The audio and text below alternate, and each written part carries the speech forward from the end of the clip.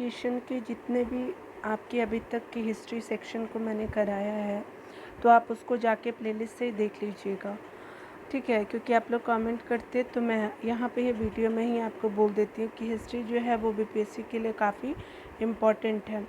और उसके अलावा जो मैं आज आपको कराने जा रही हूँ, यहाँ पे रिवर ऑफ बिहार को कराऊँगी। आपका हिंदी मीडियम में होगा, क्योंकि ये जो दृष्टि पब्लिकेशन है वो आपका हिंदी में ही है। तो इससे बिहार से रिलेटेड सारे रिवर से जितने भी क्वेश्चन आए हैं अभी तक बीपीएससी में, चाहे अभी रिवर सिस्टम को जो जानना चाहिए तो हम यहाँ पे डिटेल में देखेंगे, ठीक है। और ये जैसा कि आप देख भी रहे होंगे कि बिहार का जो लोक सेवा आयोग बीपीएससी राज्य विशेष के रूप में जो आपका लाया गया है, तो उसको देखेंगे। ये दृष्टि पब्लिकेशन का है और इसके अंतर्गत यहाँ पे हम लोग ऑलरेडी जो मैंने 1 से लेकर के 6 सेक्शन को करा दिया है। आप देख सकते हैं कि यहाँ पे मैंने सामान्य ज्ञान जो है परिचय, उसके अलावा हमने ancient history, medieval and then after मैंने मॉडर्न भी कराया है। अगर आपको फिजिकल फीचर बिहार देखना है, भौगोलिक उच्चावच, प्रकृति उच्चावच जो देखना है, तो आप इसके अंतर्गत यानी स्पेशली ये बिहार ज्योग्राफी के अंतर्गत कवर अप होगा, ठीक है ना। तो that is important for you. उसके अलावा आप देखिएगा क्या बताया जा रहा, तो ये है कि आपका बिहार जलवायु को भी मैंने करा दिया है, ऑलरेडी वीडियो बना हुआ है, जाकर के आप प्लेलिस्ट से देख सकते हैं। उसके अलावा आज हम करने वाले हैं बिहार अपवाह तंत्र एवं सिंचाई को देखेंगे और बिहार की नदियाँ देखेंगे। थोड़ा सा सेक्शन ये बड़ा होगा, तो 1 घंटे का वीडियो एटलीस्ट रहेगा ही है, तो आप देख लीजिएगा। और अगर दूसरा वीडियो बनाना पड़ेगा तो मैं बना दूंगी आपके लिए, ठीक है ना। तो चलिए इसको शुरू करते हैं। और क्योंकि ज़्यादा टाइम नहीं है हम लोगों के एग्ज़ाम में, तो उसको भी हम लोग कंप्लीट करने का कोशिश फास्टली करेंगे, ठीक है। तो चलिए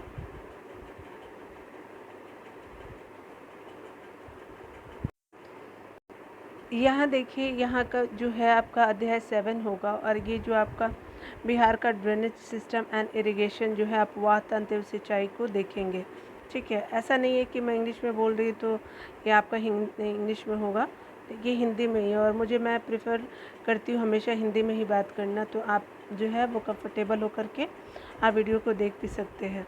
और कोई भी शर्म नहीं आना चाहिए कि आप हिंदी मीडियम से हो या इंग्लिश मीडियम से, ठीक है। अगर आपके पास जो भी है, अगर आपके पास लाइफ में बहुत सारे स्किल अगर हिंदी से ही मिलते तो क्यों ना उसको लिया जाए। कल मैंने न्यूज़ भी पढ़ा और मैं जो न्यूज़ एडिटोरियल भी करती हूँ, तो उसके अंतर्गत पे भी मैंने एक चीज़ नोटिस की जो राइटर के द्वारा लिखा गया था। तो उसमें बताया गया क्या कि जो हिंदी है, तो मतलब जो नॉर्थ बिहार है, अगर जैसे आपका बिहार, यूपी, हरियाणा वाले जो क्षेत्र हैं, वो हिंदी में बच्चे फ़ेल हो रहे। सोचिए, हिंदी में कोई फ़ेल होता है? देखिए बच्चे फ़ेल हो रहे, क्यों? क्योंकि देखिए एवरी पेरेंट्स चाहते हैं ना कि मेरे बच्चे इंग्लिश मीडियम में जाएँ। कोई भी जो है वो ये नहीं चाहता है कि उनके बच्चे हिंदी मीडियम में बन के रहे। उसके अलावा जितनी भी बुक्स हैं, ठीक है, अभी तो मेडिकल की भी आने वाली है, सुना है मैंने कि मेडिकल की भी बुक्स आपको हिंदी मीडियम में मिलेगी। उसके अलावा इंजीनियरिंग की भी बुक जो है वो प्रिंट होने के लिए जा भी रही है, तो इंजीनियरिंग की बुक भी आपको हिंदी मीडियम में मिलेगी। तो आप फ्री मतलब एकदम कंफर्टेबल होकर के हिंदी मीडियम को भी आप ऑप्ट कीजिए, ठीक है। मैं ये नहीं बोलती हूँ कि आपको, देखिए जब आप एसडीएम बनेंगे तो आपको लोगों के साथ कम्युनिकेट करना होगा ना। लोगों के साथ आप क्या करेंगे, कम्युनिकेट करेंगे, तो उनको तो हिंदी ही आती है ना, तो आप एटलीस्ट हिंदी में तो आप बोल ही सकते हैं। लेकिन बहुत सारे जो एसडीएम बनते हैं उनको इंग्लिश में इम्पोर्टेंस दी जाती है, ठीक है, वो भी आना चाहिए, लेकिन आप हिंदी को भी जो है इंग्लिश के साथ ही लेके चले, ठीक है। तो मेरा ये कहना है, क्योंकि जब देखिए इंग्लिश क्या होता है, तो जितने भी जो आपके जितने भी सरकारी होते हैं, गवर्नमेंट जो भी आपके न्यूज़ आते हैं, तो आपके जो सुप्रीम कोर्ट के आगे वर्डिक्ट तो किस में रहते हैं, तो आपके इंग्लिश में रहते हैं। लेकिन बहुत सारे स्टेट जो है अपने लोकल लैंग्वेज को भी प्रमोट कर रहे हैं, ठीक है। तो that is important for us कि आपका लोकल लैंग्वेज भी प्रमोट करना होगा आपको, ठीक है। ऐसा नहीं है जैसे साउथ में आप जाएंगे ना, तो वहाँ का एक लोकल लैंग्वेज वो लोग यूज़ करते ही हैं, ठीक है। तो लोकल लैंग्वेज को यूज़ करते हैं, तो आपके लिए बेनिफिट भी होता है कि पेरेंट्स से आप कम्युनिकेट भी कर पाइएगा। और ऐसा देखा भी गया है कि अगर आप जो अपनी मातृभाषा का यूज़ करते हैं, तो आप जीवन में बहुत सारी चीज़ों को डीपली समझ पाते हैं, ठीक है। चलिए देखिए, यहाँ जो आपको बताया जा रहा है, तो कहा जा रहा है कि बिहार में विद्यमान अपवाह तंत्र के अंतर्गत जो है वो नदियों, झील और आपका आर्द्रभूमि जलप्रपात एवं विभिन्न गर्म जलकुंड शामिल हैं। ठीक है, यानी अगर बात किया जाए कि बिहार में अपवाह तंत्र के अंतर्गत आप नदियों को देख सकते हैं, झीलों को देख सकते हैं, आर्द्रभूमि जो दलदल नहीं होता है नदी के पास वाली वो, जलप्रपात एवं विभिन्न गर्म जलकुंडों को देखते हैं। जलकुंड कहाँ है? गर्म, तो राजगीर में है। उसके अलावा देखिए, बिहार के जितने भी लोग होंगे वो वहाँ तो रहते ही होंगे। मैं बिहार से अभी नहीं रह रही हूँ, ठीक है, तो इसलिए मुझे उतना डिटेल में मैं घूमी नहीं हूँ बिहार को। ठीक है, देखिए यहाँ पे है, इस अपवाह तंत्र के अंतर्गत विभिन्न नदियों से निकाली गई नहरों एवं नलकूपों, तालाबों और कुओं के माध्यम से संपूर्ण प्रदेश में सिंचाई की जाती है। यानी कहने का मतलब कि अगर विभिन्न नदियों के माध्यम से जो देखा गया है, तो इन सिस्टम का यूज़ करके जो है वो बिहार में सिंचाई की जाती है। ठीक है, जैसे आपके नहर हो गए, नलकूप हो गए और तालाब और कुएँ का भी यूज़ किया जाता है कहीं कहीं पे। ठीक है, उसके अलावा देखिए क्या है, नदियाँ हैं, तो नदियों में क्या है, तो बिहार में प्रभावित होने वाली जो प्रमुख नदियाँ हैं उनमें देखते हैं गंगा जो है प्रमुख है। अगर गंगा की बात की जाए तो गंगा जो है मूल रूप से नदी भागीरथी के नाम से गंगोत्री हिमनद से निकलती है। यानी मेनली जो भागीरथी के नाम से गंगा निकलती है कहाँ से, तो उत्तराखंड के हिमनद से, गंगोत्री हिमनद से निकलती है। प्रयाग यानी उत्तराखंड में भागीरथी एवं अलकनंदा के संगम से इसे क्या नाम मिलता है, तो इसे गंगा नाम दिया जाता है। ठीक है, यानी जब प्रयाग यानी उत्तराखंड में भागीरथी और अलकनंदा मिलती है तो संगम मिलना होता है। ठीक है, तो गंगा के नाम से जानी जाती है। यानी मेनली भागीरथी और अलकनंदा जो होते हैं वो गंगा के नाम से आपको देवप्रयाग में जाने जाते हैं। उसके अलावा बिहार में अगर गंगा की लंबाई देखी जाए तो 445 किलोमीटर है। ठीक है, और कुल इसकी अगर भारत में लंबाई देखी जाए तो भारत में लंबाई 25-25 किलोमीटर है। ठीक है, तो आपका बिहार में 445 और पूरे भारत में 25-25 किलोमीटर है, 2525 इसको बोलेंगे। उसके अलावा अगर बात किया जाए तो यहाँ पे पूर्व पश्चिम से पूर्व जो है आपका बक्सर, आपका हो गया भोजपुर, उसके अलावा सारण, पटना, वैशाली, आपका समस्तीपुर, बेगूसराय, खगड़िया, उसके अलावा मुंगेर, भागलपुर और कटिहार जिलों से होकर के प्रभावित होती है। तो देखिए यहाँ पे जो अगर बात किया जाए तो मैं बिहार का मैप बनाने की कोशिश करती हूँ। अगर इस तरह से आप अगर मैप को बनाना चाहें तो बीचों बीच जो गंगा जाती है और इस एरिया में जितने भी आपके जो डिस्ट्रिक्ट पड़ते हैं, ज़िले पड़ते हैं, उसको कवर करती है गंगा। ठीक है, तो ये आपका इंटर कहाँ से करती है, तो पश्चिम से और पूरब की तरफ ये चली जाती है। ठीक है, आप देख भी सकते हैं, इन ज़िलों को याद रखिएगा, एलिमिनेट करने के लिए आ जाएगा तो बक्सर, भोजपुर, सारण, पटना, वैशाली, समस्तीपुर, बेगूसराय, खगड़िया, मुंगेर, भागलपुर, कटिहार। कटिहार आपका लास्ट छोड़ पे है ना, तो वही। तो टोटल कितने, 4 और ये 8, 9, 10, 11, 11 जो है वो कवर करता है पटना के ज़िलों को। ठीक है, गंगा नदी। ठीक है, ठीक है, तो इस तरह से हमने देख लिया 11 ज़िलों को। उसके अलावा देखिए, अगर यह नदी यानी गंगा नदी जो है वो चौसा यानी बक्सर के पास जो है वो बिहार में इंटर करती है। गंगा नदी चौसा यानी बक्सर में पड़ता है, तो ये बिहार में इंटर करती है और कटिहार बिहार या फिर साहेबगंज झारखंड के बीच सीमा बनाते हुए पश्चिम बंगाल में प्रवेश करती है। यानी अगर बिहार में कटिहार से होते हुए ये कहाँ जाती है, तो आपका झारखंड के साहेबगंज होते हुए लास्टली वो कहाँ मिल जाती है, तो आपका पश्चिम बंगाल यानी बे ऑफ बंगाल में मिल जाती है। ठीक है, मतलब बंगाल होते हुए जाती है। ठीक है, बिहार में जो बोला जा रहा है कि बिहार में इसमें जो है बाईं ओर यानी उत्तर दिशा, अगर मान लीजिए कि अगर आप बिहार का मैप देखें तो इस तरह से अगर मैप मैं बनाती हूँ। ठीक है, तो इस तरह से अगर देखते हैं तो बाईं यानी उत्तर दिशा, यानी बाईं, अगर क्योंकि आप यहाँ खड़े तो आपका बाईं यही होगा ना और दाएं ये होगा। तो यहाँ पे देखिए, यहाँ पे जो है आपका बिहार हो गया, तो ये बिहार का जो मैप हो गया, तो इस तरह से हमने मैप को बनाया। तो फिर हमने क्या किया कि बिहार को गंगा से बीचों बीच से हम लोग क्या किया, इंटर कराया। और यहाँ पे जो है आपका याद रखेंगे चौसा हो गया इसी रीज़न में। ठीक है, बक्सर वाला एरिया वो लास्ट में, कहाँ कटिहार लास्ट में आपको पड़ता है, एकदम पूरब में बनता है। और आप जानते हैं कि आपका यहाँ पे झारखंड है, यानी साउथ में झारखंड है। तो यहाँ पे आपका क्या होता है कि साहिबगंज के बीच होते हुए पश्चिम बंगाल में इलास्ली में इंटर करती है। पश्चिम बंगाल कहाँ है? तो इधर है आपका पूरब के साइड में पश्चिम बंगाल है। उसके अलावा देखिए, अगर बात किया जाए तो यहाँ पे बताया जा रहा है कि जो बाईं तरफ, बाईं अगर ये वाले आप यहाँ खड़े हैं, अगर मान लीजिए कि सपोज़ यहाँ कोई इंसान है, ठीक है, तो यहाँ पे अगर कोई इंसान है तो आपका बाईं ये हो गया। तो बाईं तरफ से यानी उत्तर से मिलने वाले जो नदियाँ हैं उसमें से कौन कौन सी नदियाँ हैं, तो देखिए, तो उत्तर की तरफ से यानी बाएं ओर से मिलने वाली जो नदियां हैं वो आपकी घाघरा, गंडक, बागमती, आपका बलान और बूढ़ी गंडक और कोसी, कमला और महानंदा है। ठीक है, तो यहाँ देखेंगे कि आपका जो है घाघरा, गंडक, बागमती, कमला, बलान हो गया, यानी कमला यहाँ हो गई, बलान हो गई, और बूढ़ी गंडक और आपकी कोसी हो गई। ठीक है, तो ये जो है टोटल नदियाँ हो गई जो बाईं तरफ से यानी उत्तर दिशा से मिलती हैं। अगर दाईं तरफ से बोला जाए, राइट ट्रिब्यूटरी ऑफ गंगा अगर बोला जाए बिहार के रेफरेंस में, तो आप देखेंगे इसको क्या है कि आपका राइट से क्या मिलता है, यानी आपको साउथ से जाएगी, तो सोन हो गया, कर्मनासा, पुनपुर और किऊल हो गया। तो ये आप कहाँ से मिलती है? दाईं तरफ से। और ऊपर वाला बाईं तरफ से, यानी घाघरा, गंडक, बागमती और कमला बलान को आप देख सकते हैं। ठीक है, तो इस तरह से आपने देख लिया।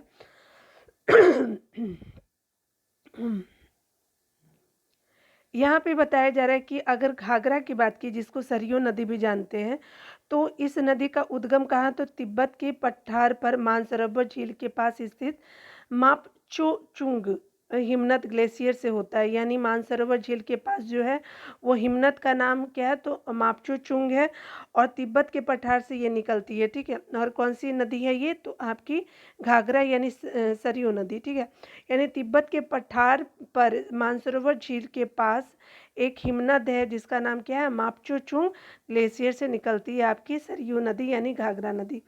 ठीक है, बिहार में इस नदी की लंबाई 83 किलोमीटर है और यह दरौली सीवान जिला के नज़दीक बिहार में प्रवेश करती है।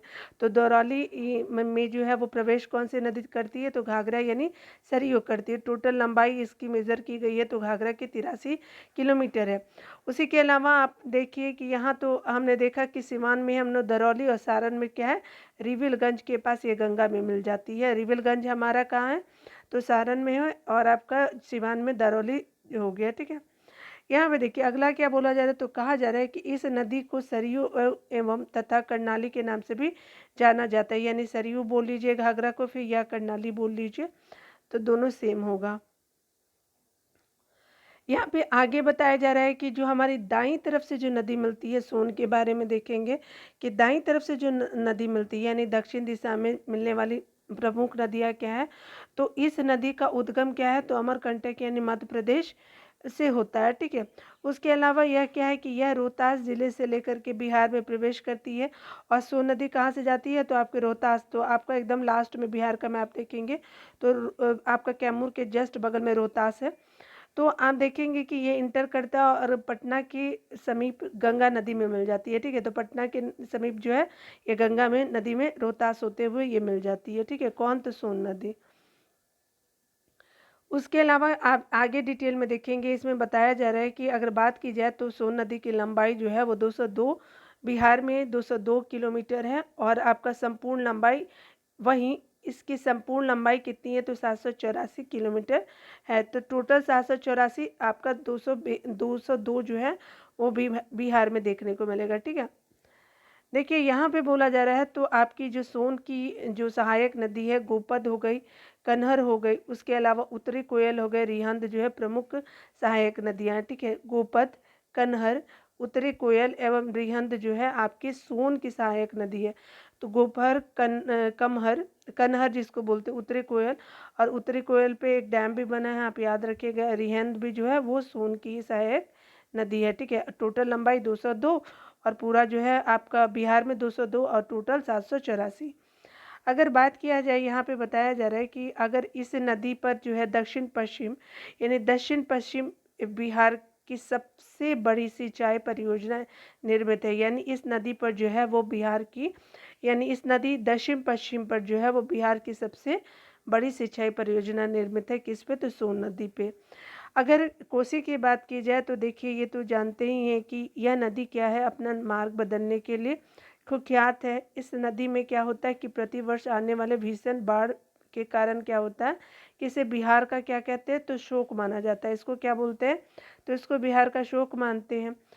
यह नदी जो है सुपौल हो गया, आपका सहरसा हो गया, मधेपुरा और पूर्णिया जिले से प्रभावित होने के बाद गंगा नदी में मिल जाती है। यानी कहने का मतलब कि आपका कोसी जो है आपका सुपौल यानी नॉर्थ बिहार को आप देखेंगे, उसके अलावा सहरसा, मधेपुरा, पूर्णिया एकदम लास्ट में देखेंगे आप लोग, जो सीमा बनाता है किससे, आपको पश्चिम बंगाल से। आप हमेशा अपने पास मैप रखा कीजिए, क्योंकि मेरे पास सामने नहीं है इसलिए मैं आपको बार बार बोल रही हूँ। तो आप बिहार के मैप को आप या फिर रिवर सिस्टम ऑफ बिहार को समझ पाएंगे।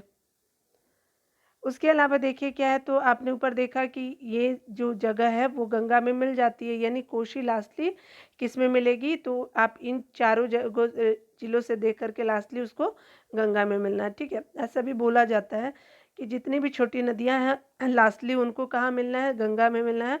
और सारी जो भी नदियां हैं वो लास्टली समुद्र में मिल जाती है। ठीक है, तो ये आप देख सकते हैं बहुत सारी नदियां नहीं भी मिलती है, लेकिन लास्टली समुद्र में तो सारी नदियां मिलती ही हैं। ठीक है, देखिए क्या है कि इसका उद्गम गोसाई स्थान जो है वो नेपाल में है। तो आपका जो कोशी है उसका उद्गम स्थल कहाँ है, तो आपका गोसाई स्थान नेपाल में है। सनकोशी, ताम्रकोशी, तामुरकोशी, भूतकोशी, लुच्छुकोशी, दूषकोशी, इंद्रावती, अरुण कोशी इसकी सहायक नदियाँ हैं। ठीक है, तो आप जानते ही हैं कि ये कोशी कोशी कोशी करके आप पहुँच जाइएगा लास्टली कोसी में। उसके अलावा देखिए क्या बोला जा रहा है, तो कहा जा रहा है कि गंडक जो है वो बोला जा रहा है कि मूल रूप से नेपाल से निकलने वाली यह नदी भैंसा लोटन यानी गंडक नदी जो अगर भैंसा लोटन की बात की जाए तो भैंसा लोटन कहाँ है, तो आपका पश्चिम चंपारण में है। तो कहाँ पे, आप यहाँ पे देखेंगे, यहाँ पे एकदम इस रीजन को देखेंगे, ये आपका जो है पश्चिम चंपारण है। उसके अलावा यहाँ पे से एक नदी है, नदी भैंसा लोटन के इस बिहार में प्रवेश होती है। तो भैंसा लोटन के इस जो है बिहार में प्रवेश होती है कौन सी नदी, तो आपका जो है वो गंडक नदी हो गई। ठीक है, पता नहीं। तो यहाँ पे देखिए कि यहाँ पे जो एक बार फिर से देख लेते हैं, गंडक नदी जो है मूल रूप से नेपाल से निकलने वाली यह नदी भैंसा लोटन यानी पश्चिम चंपारण के बिहार में प्रवेश करती है। ठीक है, तो ये क्या करती है, तो पश्चिम चंपारण से ये बिहार में प्रवेश करती है। अगर गंडक नदी की लंबाई की बात की जाए तो ये 260 किलोमीटर है। ठीक है, उसके अलावा ये नदी जो होती है पश्चिम चंपारण, गोपालगंज, सारण, ठीक है, मुजफ्फरपुर जिले से प्रभावित होते हुए सोनपुर, सारण, उसके पार हाजीपुर, वैशाली के मध्य गंगा नदी में क्या होता है लास्टली मिल जाती है। ठीक है, तो आपका हाजीपुर कहाँ है, तो वैशाली में है। तो ये आप देखेंगे कि और आपका जो है सोनपुर, सारण के मध्य गंगा में ये लास्टली गंडक रिवर मिल जाती है। ठीक है, चलिए यहाँ देखिए क्या बोला जा रहा है, तो सप्तगंडकी, काली गंडक, नारायणी, पालीग्रामी, सदानेरा इस नदी के अन्य नाम है। ठीक है, यानी सप्तगंडकी हो गया, काली गंडक हो गया, नारायणी हो गया, शालिग्रामी और सदानेरा जो होगा तो ये क्या है, तो आपका गंडक की सहायक नदियाँ हैं। उसके अलावा बोला जा रहा है कि इस नदी पर जो है वाल्मीकि नगर यानी पश्चिम चंपारण, तो वाल्मीकि नगर बैराज का निर्माण किया गया। तो ये वाल्मीकि नगर बैराज का है, तो आपका पश्चिम चंपारण में है। और ये कौन सी नदी की बात कर रहे हैं, तो गंडक नदी। बूढ़ी गंडक के बारे में देखेंगे तो ये बोला जा रहा है कि आपका जो है इस नदी को सामान्यतः गंडक की एक परित्यक यानी एबिडिकेटेड धारा मानी जाती है। कभी कभी क्या होती है, नदियाँ फ्लो करती है तो अपना मार्ग थोड़ा सा हट जाती है और ठीक है बाद में बीच में गादा जाता है, तो इसको परित्यक्त नदी भी बोलते हैं बूढ़ी गंडक को। ठीक है, तो आप देखिए इसकी उत्पत्ति जो है चौतरवा चौर यानी विश्रामपुर जो पश्चिम चंपारण में हुआ है। तो विश्रामपुर कहाँ है, तो पश्चिम चंपारण में। तो बूढ़ी गंडक जो आपका उत्पत्ति हुई है तो चौतरपा चौर यानी पश्चिम चंपारण में यानी विश्रामपुर में हुआ है। ठीक है, उसके अलावा देखिएगा कि आपका बोला जा रहा है, तो कहा जा रहा है कि टोटल जो 200 किलोमीटर इसकी लंबाई है बूढ़ी गंडक की। ये नदी क्या है, तो पश्चिम चंपारण, पूर्वी चंपारण, मुजफ्फरपुर, समस्तीपुर, बेगूसराय, खगड़िया जिले में से होकर प्रभावित होती और लास्ट में कहाँ मिलती है, तो गंगा नदी में ये मिल जाती है। कौन, तो बूढ़ी गंडक हो गई। उसके अलावा देखिए क्या है, तो मशान, बालौर, पंडवई, डंडा, सिकटा, त्यूर, घनौत, कोहरा, उसके अलावा तिलावे, अजान कोटे इसकी सहायक नदियाँ हैं। ठीक है, तो आपने देखा कि मसान नदी हो गई, बालौर हो गए, पंडवई हो गए, डंडा हो गया, सिकटा हो गया, त्यूर, धानौत, कोहरा और तिलावी और अजान कोटी इसकी सहायक नदी हो गई। किसकी, तो आपकी बूढ़ी गंडक की। बात किया जा रहा है तो बागमती नदी को देखिए। बागमती नदी जो जिसकी क्या है, तो आपकी उद्गम महाभारत श्रेणी है, यानी बागमती का उद्गम स्थल क्या है, तो आपकी नेपाल की महाभारत श्रेणी बागमती नदी की है। ठीक है, और इसकी टोटल लंबाई बागमती की कितनी है, तो आपकी 364 किलोमीटर है। ठीक है, बारिश हुई है ना, तो इसलिए गला पूरा जो है वो जाम हो गया है।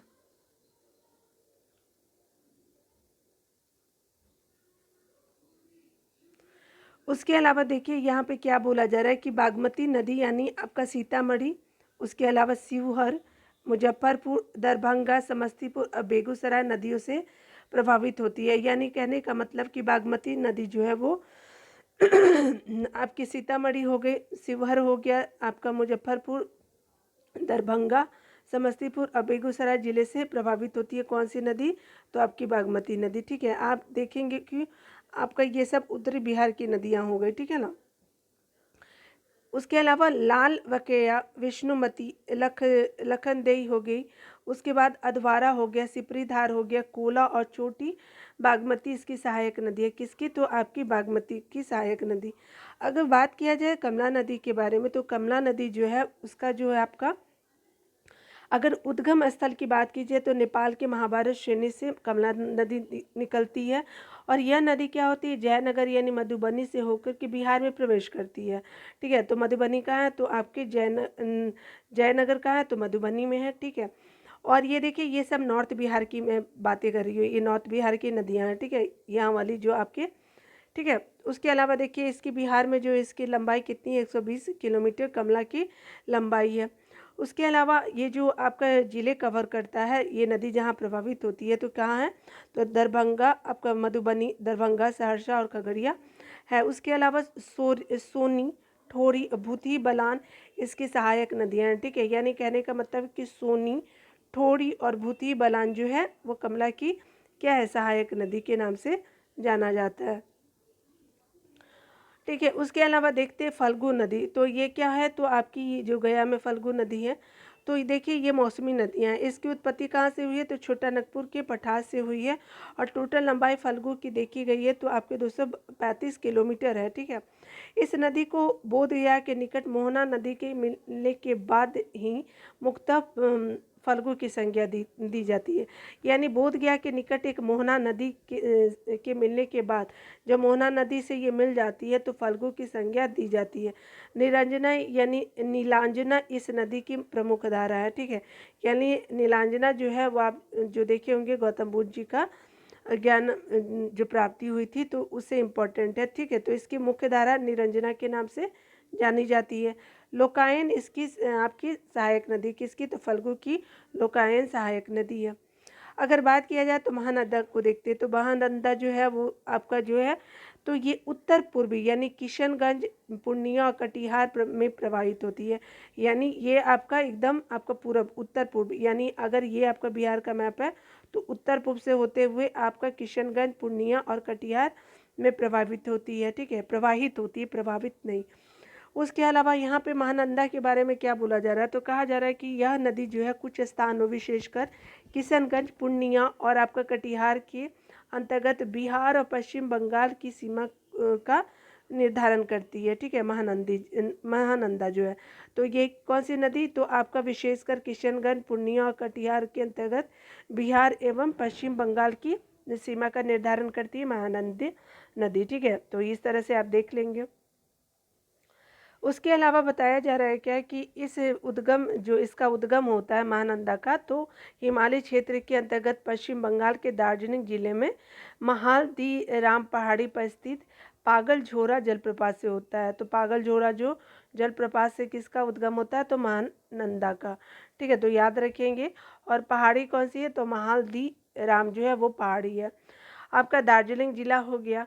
यहाँ से यह नदी जो है बिहार, पश्चिम बंगाल और अंततः क्या होता है कि बांग्लादेश से होकर के ये लास्टली गंगा में मिल जाती है। ठीक है, यानी ये आपका बिहार से होते हुए कहाँ जाएगी, तो बंगाल हो जाएगी और अंततः ये जो आपका बांग्लादेश से होकर के जो आपको गंगा में मिल जाएगी, क्योंकि पूना बोलने का मतलब कि निकलती भी वहीं और मिल भी वहीं जाती है। ठीक है, अगला देखते हैं मेची और कंकई, इसकी सहायक नदी है। ठीक है, तो मेची और कंकई जो है वो महानंदा की जो है आपकी सहायक दो नदियां हैं। पुनपुन के बारे में देखते हैं। तो ये पुनपुन जो है आप देख सकते हैं कि ये जो क्या है कि यह चौराहा पहाड़ी यानी पलामू झारखंड से निकलने वाली एक मौसमी नदी है, जो बिहार में औरंगाबाद तथा अरवल से प्रभावित होते हुए फतुहा यानी पटना के समीप गंगा नदी में मिल जाती है। ठीक है, तो ये गंगा नदी में जो है मिलती है। और ये क्या है, तो पुनपुन यानी चौराहा पहाड़ी यानी पलामू झारखंड से निकलने वाली एक मौसमी नदी है, जो बिहार में औरंगाबाद और अलवर जो आपका साउथ बिहार में पड़ता है, तो प्रभावित होते हुए फतुहा समीप के जो आपका फतुहा का है, तो पटना के पास जो है उसमें पुनपुन नदी मिल जाती है। अगर बात की जाए इसकी सहायक नदी, तो दीर्घा, मोरहर और कौन है, तो रामरेखा पुनपुन नदी की आपकी क्या है, तो आपकी सहायक नदियाँ हो गई। कर्मनाशा का बात किया जा रहा है। तो कर्मनाशा जो है यह गंगा की एक क्या है, तो सहायक नदी है। इसकी कुल लंबाई कितनी है, तो 192 किलोमीटर जो है कर्मनाशा की लंबाई है। उसके अलावा देखिए क्या बोला जा रहा है, इसका उद्गम कैमूर की पहाड़ी से होता है। तो इसका जो कर्मनाशा का जो उद्गम स्थल है वो क्या है, कैमूर की पहाड़ी से माना जाता है। वहीं आपका बोला जा रहा है, तो यहाँ पे बिहार और उत्तर प्रदेश की मध्य सीमा का ये निर्धारण करता है। कौन, तो कर्मनाशा नदी। साथ ही आरा और बक्सर से प्रभावित होते हुए चौसा के निकट गंगा में मिल जाती है। अगर आरा और बक्सर से प्रभावित होते हुए ये क्या कहाँ मिलती है, तो आपके चौसा के निकट ये क्या मिलती है, तो गंगा में मिल जाती है। ठीक है, तो आपका ये आरा और बक्सर से प्रभावित होती है चौसा के निकट गंगा से मिलती है कर्मनाशा नदी। देखिए यहाँ पे बोला जा रहा है, तो कहा जा रहा है क्यूल नदी की बात की जाए तो क्यूल नदी क्या है, तो आपका क्यूल नदी जो है इस नदी का उद्गम जो है झारखंड के गिरिडीह जिले में स्थित टिसरी पहाड़ी से होता है। ठीक है, तो आपका जो क्यूल नदी है वो इस नदी का उद्गम कहाँ माना जाता है, तो झारखंड के गिरिडीह में स्थित जो है टिसरी पहाड़ी से माना जाता है। और ये कहाँ है, तो झारखंड में गिरिडीह जिला है और आपका पहाड़ी टिसरी है, वहाँ से इसका क्यूल नदी का उद्गम स्थल है। उसके अलावा देखिए क्या बोला जा रहा है, यह नदी बिहार के जमुई और लखीसराय जिले में से प्रभावित होती है। तो ये क्यूल नदी जो है वो प्रवाहित होती है आपका क्यूल नदी। तो देखिए क्यूल नदी जो है वो क्या है, तो यह नदी बिहार के जमुई और लखीसराय जिले से प्रवाहित होती है। ठीक है, यानी यहाँ पे ये आपका प्रवाह होता है क्यूल नदी का। अगर बात किया जाए लखीसराय के निकट गंगा में मिलती है, तो सूर्यगढ़ा नदी जो है, यह नदी जो है आपके सूर्यगढ़ा यानी क्यूल नदी जो है वो लखीसराय के निकट गंगा में मिलती है सूरगढ़ा में। तो ठीक है, याद रखेंगे सूरगढ़ा कहाँ है, तो लखीसराय में, क्योंकि क्यूल नदी दो जगह ही बहती है आपकी जमुई और लखीसराय में। ठीक है, देखिए झील के बारे में जानना इम्पोर्टेंट है। तो सामान्यतः स्थल से घिरे जलीय भागों को झील की संज्ञा दी जाती है, यानी कहने का मतलब कि स्थल से घिरे हुए जलीय भाग को झील बोलते हैं। विद्यमान जो वर्तमान में बिहार में जो झीलों की आप देख सकते हैं, तो क्या है, तो ये आपका क्या होता है कि ये जितनी भी चीज़ें हैं बताया जा रहा है, तो अनुपम झील है। ठीक है, तो झील कौन सी है, तो अनुपम झील है। और स्थान क्या है, तो कैमूर यानी साउथ बिहार को आप देखेंगे। तो ठीक है, तो ये साउथ बिहार का कैमूर हो गया। घोघा झील हो गया। उसके अलावा जो आपका देखिए यहाँ से देखते हैं, नंबर 1 से पहले देख लेते हैं। तो अनुपम झील कहा, तो कैमूर हो गया। कांवड़ झील जो है वो बेगूसराय में हो गया और कुशेश्वर दरभंगा में हो गया। ये इंपॉर्टेंट है बीपीएससी के लिए। तो ये आप प्रीवियस ईयर जब आंसर देखेंगे तो आपका प्रीवियस ईयर क्वेश्चन में आपको ये देखने को मिलेगा। ठीक है, तो that is important for BPSC pre. और घोघा झील जो है वो कटिहार में है, यानी पूरब में आपका घोघा झील है। और कुशेश्वर कहाँ है? दरभंगा में। कांवर कहाँ है? तो बेगूसराय में है।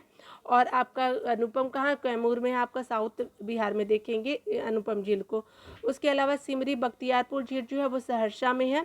बरीला कहाँ है? तो आपका वैशाली में। ठीक है, राष्ट्रीय आर्द्र भूमि संरक्षण कार्यक्रम के अंतर्गत संरक्षित है, यानी राष्ट्रीय, यानी ये जो आपका डबल स्टार है ना, तो ये क्या है? तो आर्द्र भूमि के रूप में जो है वो कंजर्व किया गया। ये देखिए आर्द्र भूमि क्या होता है? जो दलदल होता है ना, मिट्टी जहाँ पे नदी होती है तो वहाँ पे दलदली एरिया होता है। ठीक है, तो दलदली एरिया को ही हम लोग आर्द्र भूमि बोलते हैं। आर्द्र भूमि बोलते हैं। तो ये क्या है आपका? और ये आपका जो ईरान में जो है वेटलैंड से रिलेटेड आपका किया गया था। ठीक है, तो वेटलैंड 1971 में होता है आपका। तो वेटलैंड के लिए ईरान में आपका कन्वेंशन किया जाता है। जो आपका क्या होता है कि आपको जितने भी आर्द्र भूमि है, तो आपको आर्द्र भूमि को इंग्लिश में वेटलैंड बोलते हैं। तो आपको ये वेटलैंड्स को यानी आर्द्र भूमि को कंजर्व करने के लिए बात की गई थी। कब? तो 1971 ईरान में। ठीक है, तो ये देखिए आर्द्र भूमि क्या होता है? तो आर्द्र भूमि जो दलदली एरिया होती है, तो वहाँ पे बहुत सारे जो कीड़े होते हैं, बहुत सारी स्पीसीज पाई जाती है, फिश की अलग अलग वैरायटी होती है। ठीक है, तो इसीलिए उसको गवर्नमेंट जो बोलती है कि आप उसको सेव करके यानी उसको कंजर्व करके रखिए। ठीक है, गर्म कुंड की बात की जा रही, तो गर्म कुंड जो है वो क्या है? तो आपका गर्म कुंड क्या है? तो गर्म कुंड जो है, गर्म कुंड में जो है ऐसी प्राकृतिक गड्ढों से होता है जो आप देखेंगे कि इसमें क्या होता है कि स्वतः ही गर्म जल बाहर आते हैं। यानी इम्पॉर्टेंट क्या है कि इसमें जो है पानी जो होता है वो गर्म होता है। बिहार में ये जलकुंड जो होते हैं वो राजगीर और मुंगेर जिलों में मिलते हैं। यानी अगर आप राजगीर जाएंगे और मुंगेर जाएंगे तो आपको यहाँ पे देखने को मिलेगा क्या? तो आपको देखने को मिलेगा आपको गर्म कुंड। ठीक है,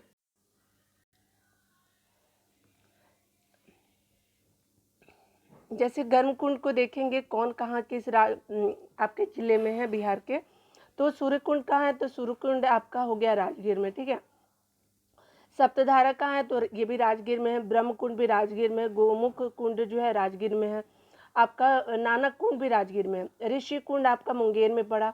जन कुंड जो है वो कहाँ पड़ा? मुंगेर में। और भीम जो है वो मुंगेर में पड़ा। भीम बांध जो बहुत इंपॉर्टेंट है, ये बांध है। ठीक है, कुंड नहीं है। उसके अलावा सोमेश्वर कुंड हो गया मुंगेर में। सीता कुंड हो गई आपकी मुंगेर में। लक्ष्मण कुंड मुंगेर में। भरारी कुंड क्या है? तो आपका मुंगेर में। उसके अलावा पंचतर कुंड जो होता है वो भी मुंगेर में। अग्नि कुंड कहाँ? तो आपका गया में है। ठीक है, उसके अलावा अगर बात की तो श्रृंगार ऋषि कुंड का है, तो ये मुंगेर में। ठीक है, तो ये आप चीज़ों को देख सकते हैं। ठीक है, तो इस तरह से हमने देख लिए सारे पॉइंट को। चलिए अब हम लोग देख लेते हैं हमारा जो सिंचाई वाला इरिगेशन का है, तो उसको देख लेते हैं। बिहार में जो सिंचाई की जाती है वो स्पेशली किससे की जाती है? तो आपका उसको देखते हैं। ठीक है, और क्या क्या कितने प्रतिशत जो है वो जल का यूज़ किया जाता है बिहार में। बारिश हुई है ना, इसलिए थोड़ा सा खांसी है मुझे। देखिए क्या बोला जा रहा है, तो कहा जा रहा है कि बिहार में जो है वो सिंचाई जो है वो देखते हैं। तो बिहार में जो आपका सिंचाई है, जल संपदा की समृद्धि के बावजूद जो है यहाँ सिर्फ 49 यानी आपका 49% यानी 45 लाख हेक्टेयर कृषि योग्य भूमि पर सिंचाई की सुविधा है। ठीक है, यानी उसके कुछ रीज़न भी है, देखते हैं हम। आप ये जो आर्थिक सर्वेक्षण 2016-17 का है, तो ये आप अपडेट हो लीजिएगा। आप 22-23 वाला सर्वेक्षण आप जरूर देख लीजिएगा कि बिहार में कितना टोटल 101.9 लाख हेक्टेयर जो है वो आपका क्या था? तो सिंचाई की क्षमता थी। ठीक है, जो अभी बढ़ भी चुकी होगी या घट भी चुकी होगी, तो ये आप जो है इम्पोर्टेंट नहीं समझेंगे, अपडेट हो लेंगे। उसके अलावा बोला जा रहा है क्या कि अगर बात किया जाए, यहाँ पे फॉन्ट बहुत छोटा है, थोड़ा बड़ा कर देती हूँ मैं।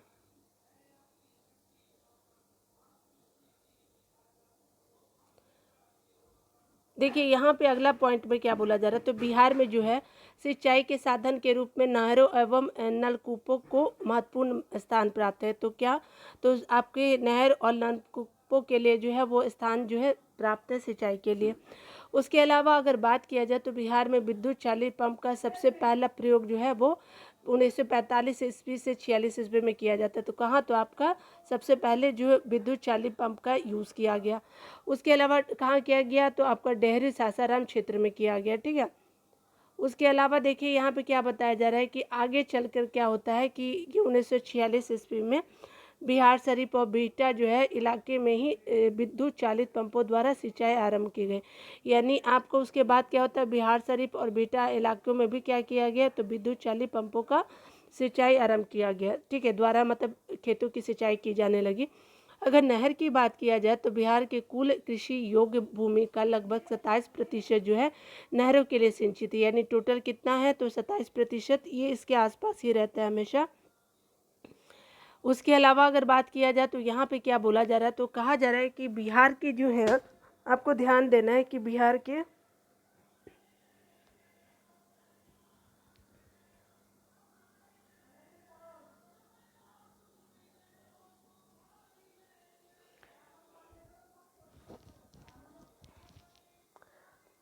तो यहाँ पे बोला जा रहा है कि अगर बात की जाए तो यहाँ पे उत्तरी क्षेत्र के धरातलीय स्वरूप की जो बात की जाए तो मुलायम जलोढ़ चट्टानों की उपस्थिति है। उसके अलावा विस्तृत कृषि क्षेत्र है तथा नीतवाहिनी नदियाँ हैं, ठीक है, उत्तरी क्षेत्र को अगर देखा जाए तो, ठीक है। जल की आपूर्ति होने के कारण जो है नहरों का काफ़ी विकास हुआ है उत्तरी धरातल पे, यानी बिहार के उत्तरी क्षेत्र में। अगर अगला क्या बोला जा रहा है, तो बिहार में 2 प्रकार की नहरें हैं। तो कितने प्रकार की, तो 2 प्रकार के, नितवाही नहरें और आपका मौसमी नहरें, ठीक है। तो ये सब है, आप देख सकते हैं। उसके अलावा देखिए नितवाही जो है नहरें, उसके अलावा क्या हुआ कि इनमें क्या होता है कि वर्ष भर जल प्रभावित होता है, ठीक है। यानी नितवाही मतलब निरंतर वर्षा होना है, ठीक है।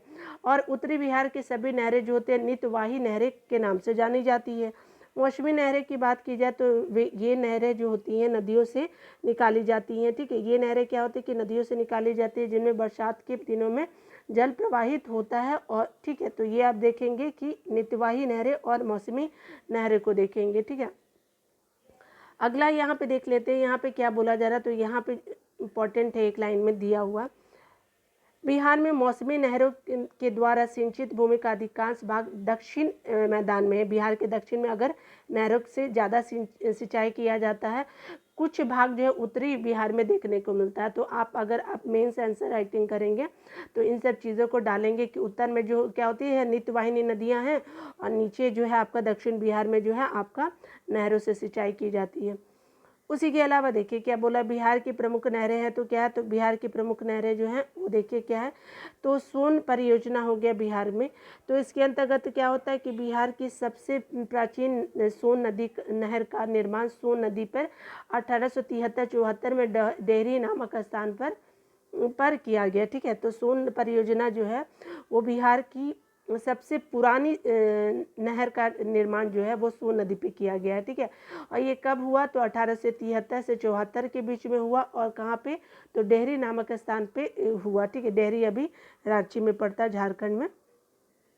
अगर बात किया जाए तो अगर देखेंगे तो यहाँ पे सोन नदी से 2 नहरें निकाली गई हैं। कौन, तो पूर्वी सोन और आपका पश्चिमी सोन, पूर्वी और ये पश्चिमी, ठीक है। तो ये आपका क्या है, 2 नहरें निकाली गई हैं। पूर्वी सोन नहर क्या होता है, तो पूर्वी सोन नहर जो है वो आप देखिए कि पूर्वी सोन नहर जो है पटना के निकट गंगा में मिल जाती है, ठीक है। तो आपकी पूर्वी सोन नहर जो है वो पटना के निकट गंगा में मिलती है। उसी के अलावा क्या है कि इस नहर के द्वारा जो औरंगाबाद, अरवल, पटना, गया, जहानाबाद जिले में सिंचाई की जाती है। यानी अगर बात किया जाए तो औरंगाबाद हो गया, उसके अलावा अरवल, पटना, गया, जहानाबाद जिले में सिंचाई की जाती है पूर्वी सोन में, ठीक है। यानी स्पेशली ये क्या है, तो नहर जो है आपका दक्षिण बिहार से रिलेटेड ये सब नहरें हैं, ठीक है।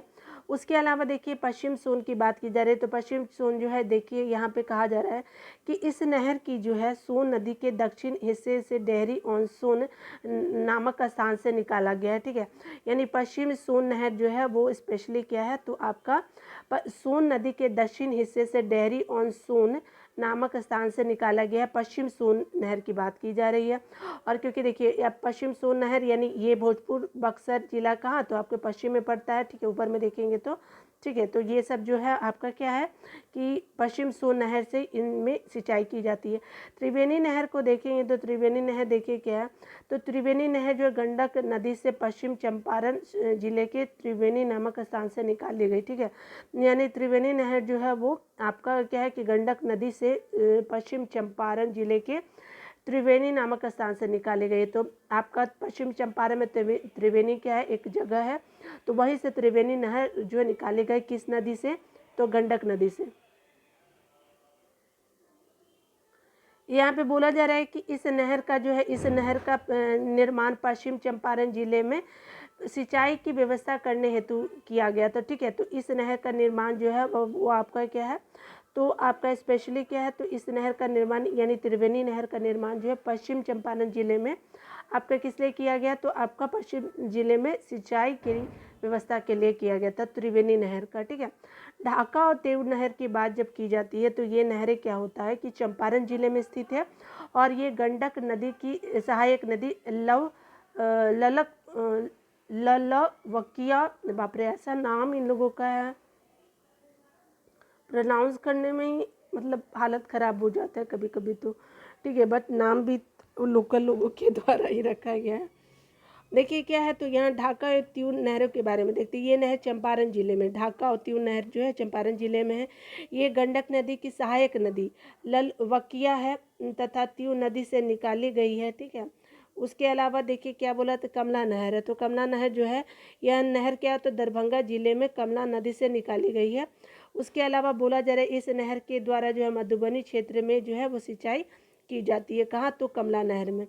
उसके अलावा देखिए कोशी नहर की बात की जा रही है, तो कोशी नहर जो है वो देखिए क्या बोला जा रहा है, तो कहा जा रहा है कि कोशी नहर परियोजना क्या होता है, तो भारत सरकार तथा नेपाल सरकार की आपसी सहमति के आधार पर 1954 ईस्वी में कोशी परियोजना की शुरुआत की गई। तो किसकी सहायता से, भारत की सरकार और नेपाल की सरकार ने सहमति जताई और 1954 में आपकी कोशी परियोजना शुरुआत होती है। और बन के कब तैयार हुई, तो 1965 में कोशी परियोजना बन के तैयार हो गई। अगर बात की जाए तो आपके कोशी नदी के पूर्व और पश्चिम किनारे पे क्या किनारे पर पूर्वी और पश्चिम कोसी नहर का निर्माण कर बिहार के सहरसा, उसके अलावा आपका सुपौल, पूर्णिया, अररिया जो आपका नॉर्थ बिहार में पड़ा, दरभंगा, मधुबनी, खगड़िया में सिंचाई की आपकी सुविधा प्रदान की गई है। यानी कोसी कहाँ की है, तो उत्तरी बिहार की नदियाँ हैं, तो परियोजना भी जो है आपको देखने को मिलती है। पूर्वी और पश्चिम एरिया में आपको कोसी नहर का निर्माण किया गया है। ठीक है, पूर्वी और पश्चिम भाग में। उसके अलावा देखिए कोशी परियोजना के अंतर्गत निर्मित नहरों को 3 मुख्य वर्गों में विभाजित किया गया है। कोशी परियोजना के अंतर्गत जो है वो नहरों को 3 प्रमुख वर्गों में विभाजित किया जाता है। उसके अलावा देखिए पूर्वी कोशी नहर के बारे में देखिए, तो पूर्वी कोशी नहर जो है वो हनुमान नगर जलाशय से पूर्वी हिस्से से निकाली गई है। ठीक है, यानी पूर्वी कोशी की बात की जाए तो हनुमान नगर जो है जलाशय के पूर्वी हिस्से से निकाली गई है। उसके अलावा पूर्वी नहर से ये पूर्णिया और सहरसा जिले में सिंचाई की जाती है। ठीक है, तो आप देखेंगे कि आपका जो है पूर्वी कोशी नहर से पूर्णिया और सहरसा यानी आपका पूर्वी क्षेत्र में सिंचाई की जाती है। उसके अलावा पूर्वी क्षेत्र जो आपका है पूर्वी कोशी की नहर जो मुख्यतः है, चलिए हम लोग पूर्वी कोशी नहर को देखते हैं। ठीक है, क्योंकि हमने ऊपर देखा कि 3 प्रमुख वर्गों में आपको डिवाइड किया गया कोशी परियोजना को, निर्मित जो नहरों की जो आपकी वर्गों में कितना किया गया है, तो आपके 3 वर्गों में डिवाइड किया गया। यानी कोशी परियोजना जो के अंतर्गत निर्मित जो आपके नहर हैं उनको 3 भागों में आपके पूर्वी कोशी नहर हो गया, उसके अलावा पश्चिम कोसी नहर हो गया, उसके अलावा राजपुर नहर हो गया। तो ठीक है, तो ये सब तीनों को हम लोग देख लेते हैं। ठीक है, तो चलिए पहले देखते हैं हम लोग पूर्वी कोशी नहर को। तो पूर्वी कोशी नहर के अंतर्गत क्या है, तो आप देख सकते हैं कि पूर्वी जो हनुमान नगर जलाशय से क्या है, तो पूर्वी हिस्से से निकाली गई पूर्वी कोशी नहर से पूर्णिया एवं सहरसा जिले में सिंचाई की जाती है। यानी बात किया जाए तो हनुमान नगर जलाशय के पूर्वी हिस्से से निकाली गई पूर्वी कोशी नहर से पूर्णिया और सहरसा जिले में जो है सिंचाई की जाती है। पूर्वी कोशी नहर की मुख्य शाखा की जो है वो कुल लंबाई कितनी 44 किलोमीटर है। ठीक है, पूर्वी कोशी नहर की जो शाखा है टोटल 44 किलोमीटर की है। किंतु बोला जा रहा है किंतु अगर इसकी 4 शाखा यानी मुरलीगंज, जानकी नगर, पूर्णिया और अररिया अन्य प्रशाखाओं को मिला दिया जाए तो इसकी कुल लंबाई कितनी है, तो 338 किलोमीटर आपको पूर्वी कोशी नहर को देखा जाएगा। ठीक है, तो टोटल कितना होगा, तो आपका मूल शाखा जो है आपका 44 किलोमीटर हो गया। अगर उनकी उप शाखाओं को भी अगर मिला दिया जाए तो अब आपकी उप शाखाएँ जो है आपका यहाँ पे मुरलीगंज हो गया, जानकी नगर हो गया, पूर्णिया, अररिया और अन्य प्रशाखाओं को मिला दिया जाए तो इसकी मुख्य लंबाई कितनी हो जाएगा, तो 338 किलोमीटर हो जाती है। ठीक है, उसके अलावा देखिए क्या बोला जा रहा है, तो कहा जा रहा है कि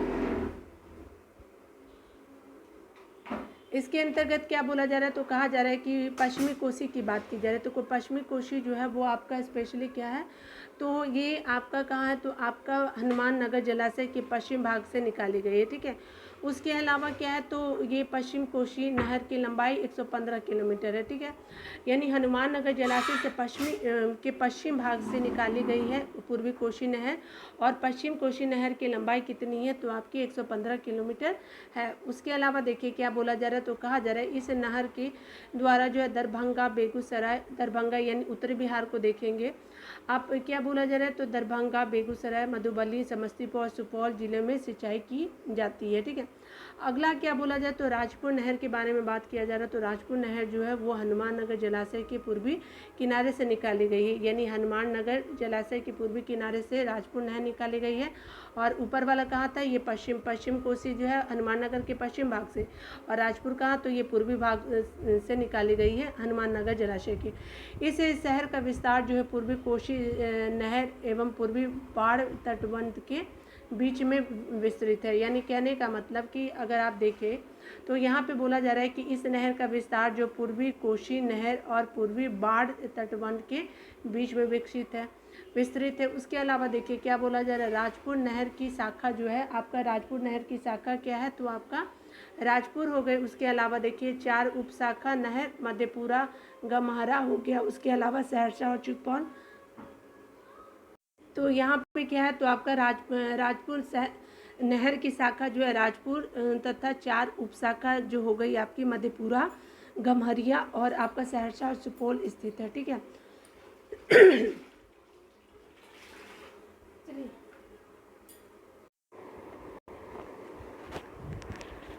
तो यहाँ पे देखेंगे कि राजपुर नहर की जो शाखा राजपुर एवं 4 उप शाखाएँ नहर जो है वो मधेपुरा हो गए, गम्हरिया हो गए, सहरसा और सुपौल में स्थित है। इस नहर के निर्माण के चलते सहरसा, बेगूसराय जिले की 4 लाख हेक्टेयर भूमि जो कि पहले जल से प्रभावित थी की सिंचाई संभव हो पाई। ठीक है, यानी कहने का मतलब कि सहरसा और बेगूसराय में क्या हुआ कि 4 लाख हेक्टेयर भूमि को पहले जो आपका मतलब फ्लड एरिया अफेक्टेड था, तो अब सिंचाई क्या हुई, राजपुर नहर से नहर बना दिया गया, तो आपका क्या हुआ कि आप सिंचाई कर पा रहे हैं अच्छे तरह से। गंडक परियोजना को देख लेते हैं। गंडक परियोजना की बात की जा रही है, तो इस परियोजना में भारत एवं नेपाल की संयुक्त परियोजना गंडक परियोजना कहलाती है। उसके अलावा इस परियोजना के अंतर्गत भारत और नेपाल के बीच जो है 1959 में, यानी किसके, भारत और नेपाल के बीच में समझौता संपन्न हुआ, और कार्य कब हुआ, तो आपका 1960 में पूर्ण हो गया। उसके अलावा गंडक परियोजना जो बिहार, उत्तर प्रदेश और आपको नेपाल को लाभ मिला है। ठीक है, तो ये 3 राज्यों को, आपका 2 राज्य हो गया भारत का और 1 नेपाल को भी बेनिफिट मिला है। गंडक परियोजना में बोला जा रहा है कि बिहार के भैंसा लोटन नामक स्थान पर गंडक नदी के ऊपर जो है वो 837.0 मीटर लंबा जो है बैराज बनाया गया। तो आपका भैंसा लोटा कहाँ है, पश्चिम चंपारण में हमने पढ़ा था ना, तो वही गंडक परियोजना बनाई गई है। और इसकी जो कितना है लंबा, तो आपका जो है गंडक नदी के ऊपर आपका लंबाई कितना है बैराज का, तो 837.8 मीटर ये बैराज लंबा है। और आपका बोला जा रहा है इसी बैराज के दोनों तरफ पश्चिम एवं पूर्वी गंडक नहरें निकाली गई है, यानी आपका पूर्वी और पश्चिम जो है वो आपकी नहरें निकाली गई है। कहाँ, तो इस बैराज के दोनों तरफ। और उसके अलावा पश्चिम और पूर्वी गंडक नहरें निकाली गई हैं। अगर बात किया जाए तो पश्चिमी गंडक नहर नेपाल में, पश्चिमी गंडक नहर नेपाल में और पूर्वी गंडक नहर जो है बिहार से निकाली गई है। उसके अलावा देखिए पश्चिमी गंडक नहर में बिहार के सिवान जिले और उत्तर प्रदेश के गोरखपुर और देवरिया जिले में सिंचाई की आपकी क्या होती है, सुविधा हुई है। यानी पश्चिम गंडक में जो है वो की बात की जाए तो पश्चिम गंडक नहर की जो बात की जाए तो सिवान बिहार में हो गया और यूपी का आपका 2 जिला ले लेगा आपका गोरखपुर और देवरिया। उसके अलावा देखिए क्या बोला जा रहा है, तो कहा जा रहा है कि पश्चिम गंडक नदी की कुल लंबाई कितनी है, तो आपकी 192 किलोमीटर है। इसका कुछ हिस्सा क्या है, तो नेपाल तथा एक बड़ा क्षेत्र जो है यूपी तथा बिहार के गोपालगंज तथा सिवान जिले के अंतर्गत आता है। ठीक है, तो इन सब एरिया को भी आप देख सकते हैं कि कुछ हिस्सा नेपाल हो गया, एक बड़ा क्षेत्र जो हो गया यूपी एवं बिहार के गोपालगंज एवं सिवान जिले के अंतर्गत आता है। ठीक है, तो इन सब क्षेत्रों को भी देखेंगे। बिहार में कौन कौन, तो गोपाल और आपका गोपालगंज और सिवान आ गया आपका पश्चिमी गंडक में।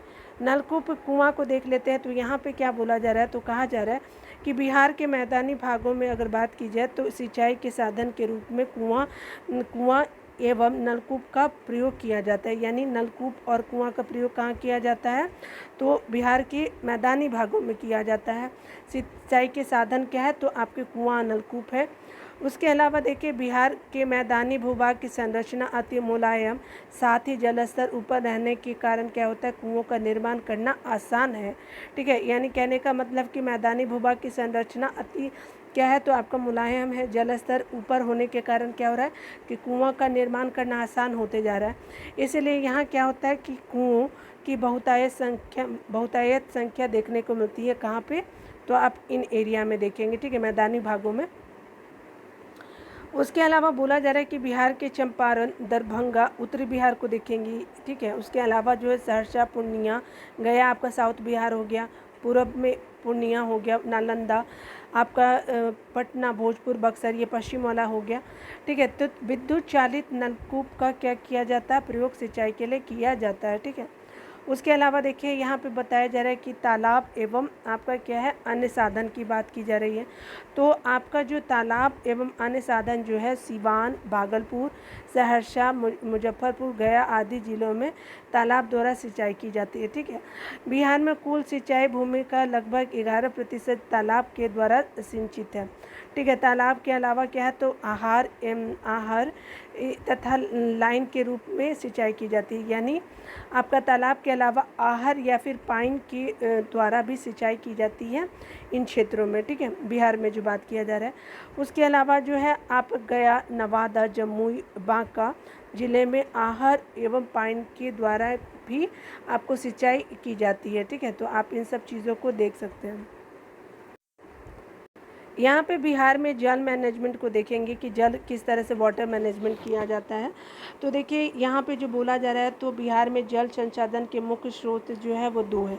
धरातलीय स्रोत है, एक क्या है, तो आपका धरातलीय स्रोत के रूप में नदियाँ, तालाब, नहरें एवं भूमिगत जल के स्रोत के रूप में कुएँ, नलकूप और झरने आदि आते हैं। ठीक है, यानी कहने का मतलब क्या है, तो आपका अगर धरातलीय स्रोत में बात किया जाए तो आपका नदी, तालाब और नहरें आ गई, और आपका ग्राउंड वाटर के रूप में कुएं हो गए, आपका नलकूप और झरने आते हैं। ठीक है, जो वाटर मैनेजमेंट के अंतर्गत हम लोग देखते हैं। ठीक है, यहाँ पे देखिए क्या बोला जा रहा है, तो कहा जा रहा है कि जल संसाधन के मामले में समृद्ध होने के बावजूद यह राज्य इसका युक्त प्रबंधन करने में असफल रहा है। यानी आपको मतलब ठीक तरह से मैनेजमेंट नहीं देखने को मिल रहा। वाटर तो है लेकिन यहाँ पे मैनेजमेंट की बहुत खराबी है।